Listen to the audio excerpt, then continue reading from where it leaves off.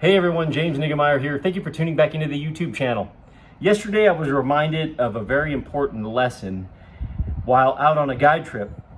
We started out in the morning and we were using some different moving type baits, a spinner bait, a little swim bait, a bladed jig, a lipless, and the usual suspects for what you do in this early part of the year when the fish aren't quite on beds, but they're getting ready to, and they're in the vicinity. And that's where they were. And really, they just didn't want to bite a horizontal or moving type bait.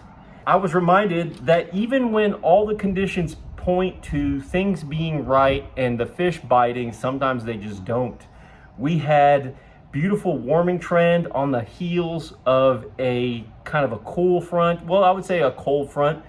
We had some nights in the 30s, or at least one night in the 30s, and really the warming trend had progressed. This is like day 2 of the warm weather, and I just thought they would bite the moving baits. I really felt like they would respond well, and they just didn't. Outside of the few fish that we caught that morning, we had to make a move to another part of the lake where I felt like maybe they're biting or a little bit more aggressive there. And we went right back to those same types of presentations and didn't get anything. And so I want to go over my 2 outfits when I absolutely positively have to get a bite. And that's when you've tried other things, tried different areas, tried different zones of the lake, and you're just not getting bit. The first outfit I'm going to talk about, the Wacky Rig. And the Wacky Rig, the way that I like to fish it, I either use a size 1 or 1/0 Owner Sniper Finesse. Love that little titanium wire guard, silky gray finish on the hook. And then what I like to do is pin on a 4-inch Yamamoto Senko. I know a lot of people love a 5-inch, and a 5-inch is awesome. But when I absolutely positively have to get a bite, I'm going to reach for the 4-inch. And I'm going to rig it. This one we fished with yesterday and caught some fish on, so obviously it's kind of beat up. But I think for the purposes of demonstrating this for the channel, it'll work out just fine unless it breaks in half. But yeah, you can see it's about on the way out. But that's how I'm going to rig it. Boy, that's pretty sorry, isn't it? Let me see if I can get a better angle on it without busting it up. How about this? And that's how I like to rig it.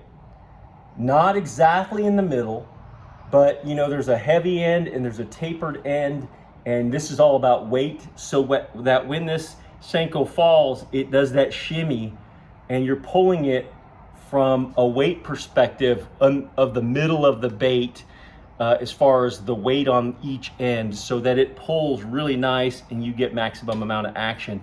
I'm gonna fish that on 10-pound test fluorocarbon, tied to either 10 or 12, maybe even as much as 15-pound test braided line. I'm going to rig that on a Bass Pro Shops Johnny Morris Signature Series Platinum spinning reel, and this is, I believe, is the 3000 size spinning reel. I believe that's the 3000 size spinning reel, and the rod that I'm going to use is the same for both of these. I'm going to use a Phoenix M1 7.2 medium. The medium might seem a little bit light for setting the hook, but when you add braid into the equation, it's just the right amount of pull and penetration when you're fishing baits like this. Really what we found out yesterday was those fish did not want a moving type bait, a horizontal presentation. They wanted something that was falling vertically, and throwing that Wacky Rig, throwing it out there and letting it just fall on a slack line and shimmy down into their zone. They were still in those shallow areas, 3 to 6 feet of water, but they just didn't want a fast moving type bait. And I think sometimes when they get up there, they just don't want to do anything other than just kind of really recalibrate. They've pulled out of some deeper water, they recalibrate, they're soaking up the warmth, they're not aggressive, and their strike window is quite small. So presentations where they feel like they can move over there and grab it, that's key. The other presentation, exact same rod, reel, line setup, the Phoenix M1 7.2 medium action rod, the same Bass Pro Shops Johnny Morris Signature Series reel, and I'm gonna use a drop shot. I love a drop shot with a robo worm. either a Morning Dawn or possibly another great one is the old Aaron's Magic. This one's a little bit dilapidated. I've had it for a while in this package here. But yeah, Aaron's Magic. Here's a better representation of Aaron's Magic. This is the fat straight tail. And so Aaron's Magic and then Morning Dawn on a drop shot. Again, what we're trying to do is throw it into those areas where we knew fish were, and we could see them on forward-facing sonar. So we were able to drop these presentations into their zone and then just have it quiver and sit there before those fish would come over and take the bait. So those are my two, and when I absolutely positively have to get a bite, those are the two outfits that I'm gonna reach for. I'm gonna put on a Yamamoto Senko and a Robo Worm and go to work, fishing some of the same areas, slowing down, soaking that presentation in the area, and just having it quiver.